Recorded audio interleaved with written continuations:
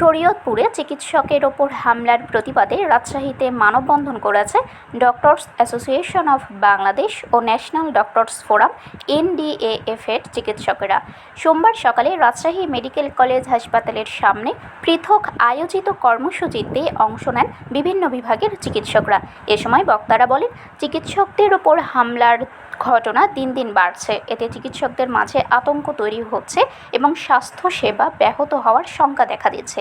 তারা হামলাকারীদের দ্রুত গ্রেফতার ও দৃষ্টান্তমূলক শাস্তির দাবি জানান। পাশাপাশি দ্রুত স্বাস্থ্য সুরক্ষা আইন বাস্তবায়নের দাবি জানান তারা। মানববন্ধনে উপস্থিত ছিলেন ড্যাবের রাজশাহীর সভাপতি ডক্টর মোহাম্মদ ওয়াসিম হোসেন, রামেক কলেজ শিক্ষক সমিতির সাধারণ সম্পাদক ডক্টর মোহাম্মদ মনোয়ার তারিক সাবু সহ চিকিৎসকবৃন্দ। কিন্তু আমরা সরকারের কাছে কিছু আহ্বান জানাতে চাই। যেহেতু এটি জনগণের ভোটে নির্বাচিত গণতান্ত্রিক সরকার, তাদের কাছে আমাদের আবেদন যে অতি দ্রুত স্বাস্থ্য সুরক্ষা আইন যেটা আছে আমাদের, সেটাকে বাস্তবায়ন করার জন্য এবং চিকিৎসক, নার্স সহ স্বাস্থ্যকর্মী যারা আছে তাদের হাসপাতালের নিরাপত্তা ব্যবস্থা জোরদার করা। আপনারা জানেন, যদি হাসপাতালের নিরাপত্তা ব্যবস্থা জোরদার না হয়, হাসপাতাল যদি নিরাপদ না হয়, তাহলে পরে রোগীরা ভালো সেবা পাবে না। আর তার পাশাপাশি সরকারকে অবশ্যই কয়েকটা জিনিস চিন্তা করতে হবে, যে যেখানে 1200 বেডের হাসপাতাল, সেখানে সেবা হচ্ছে 4000 লোকের, তাহলে আমরা সেটাকে সেবা ভালোভাবে দিতে পারবো না। তাই যুগোপযোগী এবং বাস্তবসম্মত পদক্ষেপ গ্রহণ করে সরকারকে এর ব্যবস্থা গ্রহণ করতে হবে।